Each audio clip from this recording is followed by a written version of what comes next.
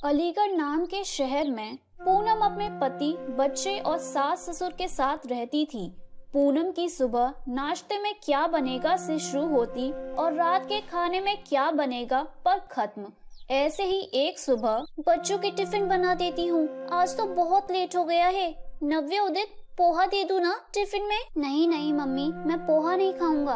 हर रोज घूम फिर के पोहा ही दे देती हो। अच्छा तो रोटी ले जाओ बेटा। कल तीनों टाइम रोटी खिलाई थी मम्मी, संडे को भी रोटी। अब मैं रोटी नहीं खाऊंगी। हे भगवान, ऐसे ही करते रहे ना ये दोनों तो इनकी बस छूट जाएगी। अच्छा तो ठीक है, आज नूडल्स बना देती हूँ। अब तो ठीक है ना? अरे वाह, लगता है भगवान ने मेरी सुन ली। I love you mummy. Navya और उदित पूरे घर में इधर उधर धमा चौकड़ी मारते रहते हैं और पूनम रसोई में आवाज लगाती रहती है। पूनम की बात सुनकर उर्मिला कहती है, अरे वारे, आजकल की बहुएं काम कम हो इसलिए बच्चों को मैदा खिलाने पर लगी पड़ी हैं।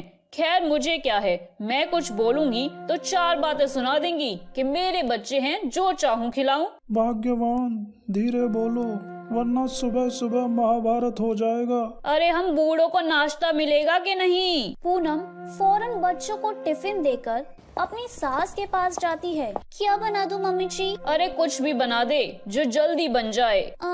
तो पोहा ही बना देती हूँ। पूनम पोहा बनाकर डाइनिंग टेबल पर रखती है। तभी ऑफिस के लिए तैयार होकर गुलवीर खाने के लिए डाइनिंग टेबल पर बैठते हैं। नाश्ते में क्या है आज? पोहा बनाया है जी। मुझे नहीं खाना यार पोहा। तुम्हें पता है ना, ऐसा सूखा खाना मेरे गले से नीचे नहीं उतरता। पर जल्दी मैं बस यही बना पाई। अभी रोटी और रसीली सब्जी बना देती हूँ। बहुत एहसान कर चुकी हो, अब तुम रहने दो, मैं आज बाहर ही खा लूंगा। पूनम को बहुत दुख होता है। नाश्ता उनके हलक से नीचे ही नहीं उतरा।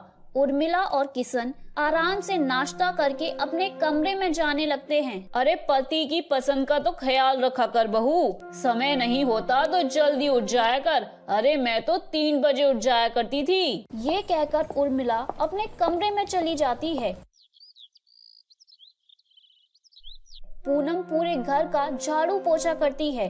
काम वाली से बर्तन धुलवाने के बाद कपड़े मशीन में डालकर जैसे ही बैठती है कि उसकी नजर घड़ी पर पड़ती है।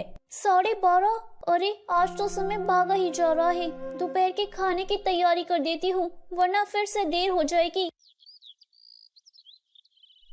पूनम अपने ससुर के पास जाकर उनसे पूछती है, पापा जी दोपहर के खाने में क्या बना दूं? जो तेरी सास को ठीक लगे वही बना दे बहू। पूनम अपनी सास के पास जाकर उनसे पूछती है, मम्मी जी दोपहर के खाने में क्या बना दूं? अरे तू तो ऐसे बात कर रही है जैसे तुझे पता ही नहीं है इस घर में कौन क्या खाता है। अरे बना ले अपने हिसाब से, शादी के 10 साल बाद भी मुझसे पूछने आती है।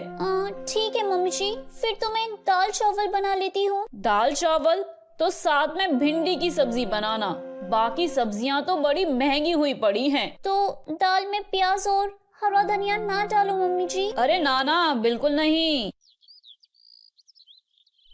बेचारी पूनम खाना बनाकर अपने सास ससुर को खाने पर बुलाती है। ये क्या बहू, भिंडी और ये दाल, ये प्याज क्यों नहीं डाली?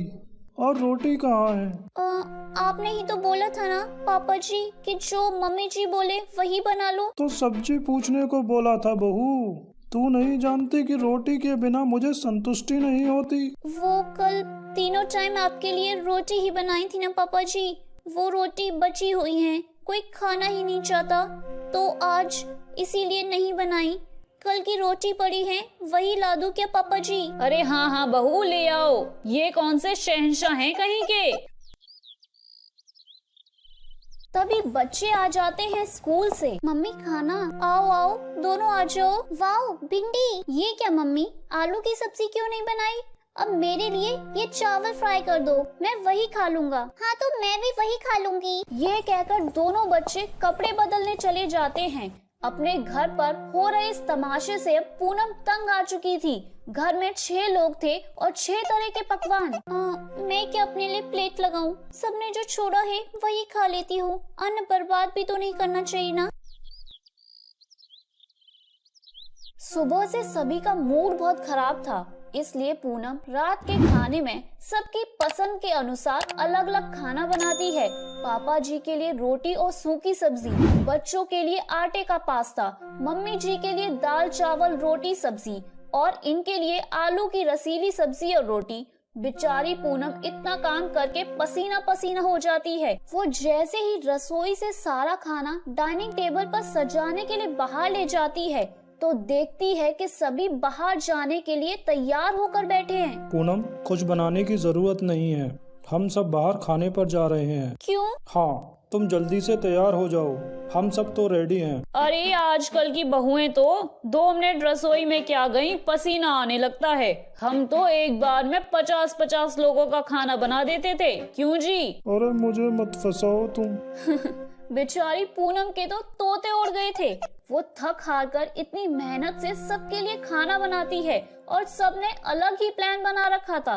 इतना काम करने के कारण पूनम बहुत थक गई थी और उसमें अपनी सास का ताना सुनकर अब उसका सब्र का बांध टूट जाता है। वो गुस्से से कहती है, अरे दिन भर नौकरों की तरह काम करो और फिर भी सबका मुंह ही बना रहता है। अब मैंने जो इतना सारा खाना बनाया है उसका क्या होगा, कौन खाएगा उसे? और माँ जी, खास करके मैं आपकी पसंद का ही खाना बनाती हूँ और इंसान हूँ मैं, गर्मी है तो पसीना तो आएगा ही ना। आपको मेरे पसीने से इतनी परेशानी है तो एसी क्यों नहीं लगवा देती रसोई में? मेरा खाना पसंद नहीं आता तो एक काम करिए, कोई काम वाली रख लीजिए जिसे उससे जो भी बनवाना हो आराम से बनवाइए। ये कहते हुए पूनम को चक्कर आ जाता है और वो बेहोश होकर जमीन पर धड़ाम से गिर जाती है। हे भगवान, अरे कोई डॉक्टर को तो बुलाओ।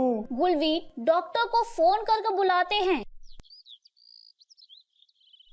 आपको आराम की जरूरत है पूनम जी, अपनी क्षमता से ज्यादा काम मत कीजिए, शरीर रहा तो सब हो जाएगा, आप आराम कीजिए। आप लोग खाना खा लीजिए, मैं अब ठीक हूँ। कोई बाहर नहीं जाता, सब लोग पूनम का बनाया हुआ खाना खाते हैं।